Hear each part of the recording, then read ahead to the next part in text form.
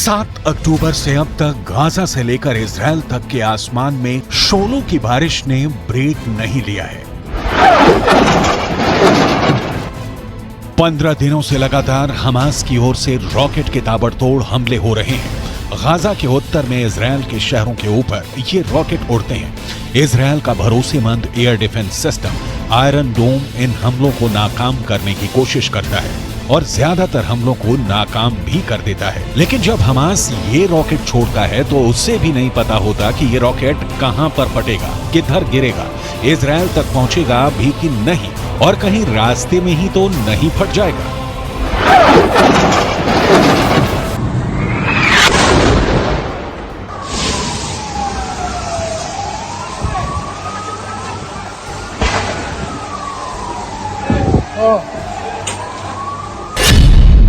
Hamas के आतंकी बने भस्मासुर।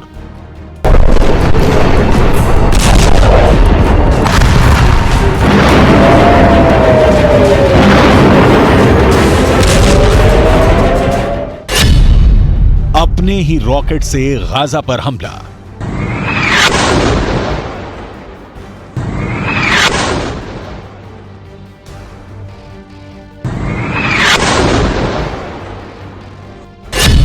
हमास के रॉकेट से अस्पताल पर अटैक।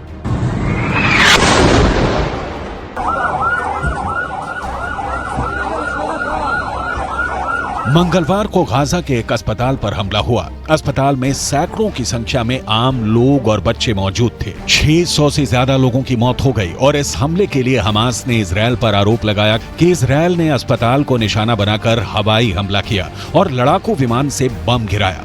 इजराइल ने भी दावा किया कि उसकी जांच में पाया गया है कि हमास का एक रॉकेट अपने रास्ते से भटक गया और उसी के रॉकेट से अस्पताल में बड़ा विस्फोट हुआ, जिससे आम लोगों की जान गई।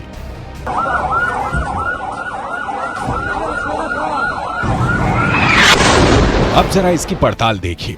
मंगलवार को शाम के 7 बजे से कुछ देर पहले गाजा के आसमान पर रॉकेटों की बौछार होती है, जिसमें से एक रॉकेट रास्ता भटक जाता है और हवा में ही बिखर जाता है और फिर उसी इलाके में एक बड़ा विस्फोट दिखाई देता है।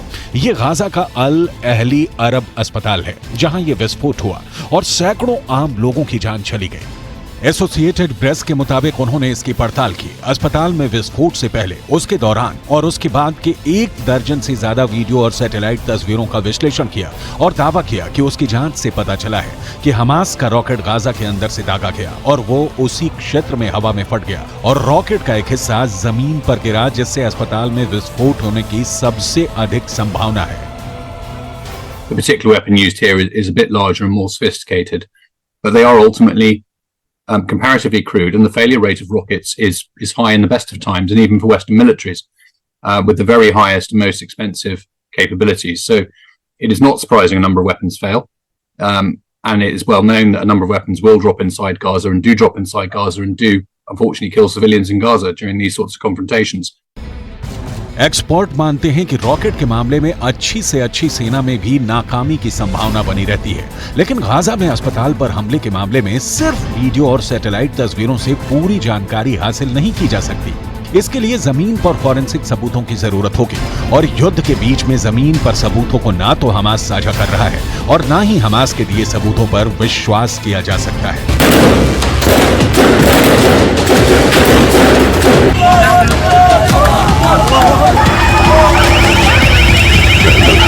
इजराइल ने दावा किया कि उसकी सेना ने गाजा में हमास के एक ऐसे ठिकाने को तबाह कर दिया जहां बड़ी संख्या में हथियार और गोला बारूद रखे गए थे। इजराइल ने इस हमले का एक वीडियो भी जारी किया, जिसमें हमास के एक बड़े ठिकाने को बम गिराकर धराशायी कर दिया गया। इजराइल ने इस हमले का जो वीडियो जारी किया उसमें गाजा में मौजूद एक बड़ी इमारत दिखाई दी। उस वक्त वहां सब कुछ बेहद शांत दिखा, लेकिन तभी उस इमारत को निशाने पर लेकर एक हमला हुआ, जिसके बाद वहां मौजूद इमारत एक बड़े बम की तरह फट गई। धमाके की वजह से इमारत धूल के एक बड़े तूफान में बदलती नजर आई। कुछ ही सेकंड में इमारत के परखच्चे उड़ गए। इजराइल के मुताबिक ये इमारत हमास के हथियार रखने का एक अड्डा था, जिस पर वार करके इजराइल ने हमास को एक बड़ा झटका दे दिया। हमास से जारी जंग के बीच इजराइल की सेना ने जमीनी हमले तेज करने के लिए कड़े युद्धाभ्यास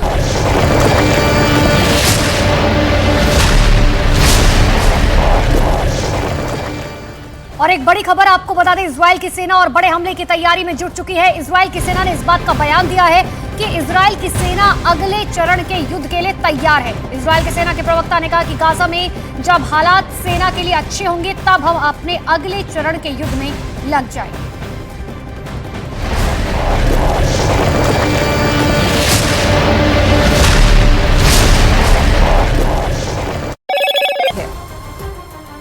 इजरायल से सामने आए वीडियो में वहां की सेना युद्धाभ्यास करती हुई दिखाई दी। बताया गया कि आईडीएफ ने युद्ध के अगले चरण के लिए तैयारी शुरू कर दी है। कमांडर कर्नल यायर जफरमैन ने बताया कि उनकी ब्रिगेड हमास पर हमले के लिए पूरी तरह से तैयार है और ऑर्डर मिलते ही वो हमास के ठिकानों पर हमला कर देंगे।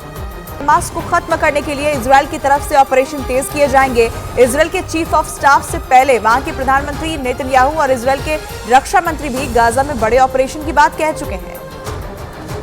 इजरायल की सरकार हर कीमत पर हमास को खत्म करना चाहती है। ऐसे में इजरायल के चीफ ऑफ स्टाफ का ये बयान हमास के खिलाफ कड़े संकेत दे रहा है। उन्होंने अपनी सेना को दक्षिण की ओर बढ़ने और हमास के खिलाफ हमले जारी रखने के आदेश दिए। जवानों को हर उस इमारत को नष्ट करने के आदेश दिए गए हैं जहां से हमास की गतिविधियां संचालित हो रही हैं। इजरायल की सेना पहले ही गाजा पट्टी को चारों तरफ से घेरे हुए है और जमीनी ऑपरेशन शुरू करने के लिए उन्हें बस एक आदेश का इंतजार है, जिसके बाद हमास के आतंकियों पर हवाई हमले के साथ साथ जमीनी हमले भी शुरू हो जाएंगे। लेकिन रफा बॉर्डर पर हुई बमबारी के बावजूद गाजा के लोगों की मदद के लिए पहला ट्रक वहां पहुंच गया। यूएन की तरफ से भेजी गई राहत सामग्री की पहली खेप मिस्र के रास्ते गाजा पहुंची। और बवाल की आशंका को देखते हुए इस काफिले को कड़ी सुरक्षा में रफाह बॉर्डर तक लाया गया। इस काफिले में सबसे आगे कुछ कारें दिखी जिनमें यूएन के झंडे लगे नजर आए।